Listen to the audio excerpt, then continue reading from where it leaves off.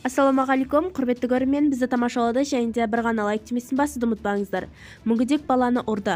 Алматы облысында арнайы мекемеден шу шықты.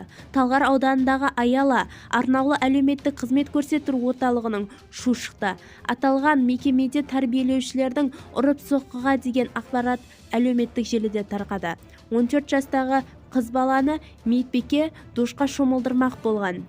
Пастеркен памперсін шешпек болғанда қыз қарсылығын көрсетіп, үлкен дәретін қолымен езіп қалтасына сала берген. Негізі бала не нәрсе болғанын қатты жылап, қарсылық көрсетеді.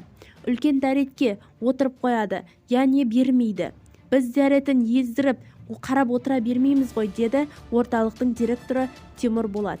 Тәрбиеленушілер арасындағы ең агрессивті балалардың бірі, деді мамандар. Жақында психолог орталықтарына апарып емдеп әкелген. Жасөспірімнің диагнозы ауруы өте ауыр екені психиатрлардың табатынан қорытындыда берген. Орталықта баласы тәрбиеленіп жатқан ата-аналар бұл жайлы естіп, ақ-қараға жабыстыра бермеңіздер, деді мекеме арнама түсіндіріп. Қазіргі күні орталықта тексеру жұмыстары жүргізіліп жатыр. Толығырақ біздің сайтымызда алуларыңыз мүмкін. Бізді тамашалауды жалғастырыңыз.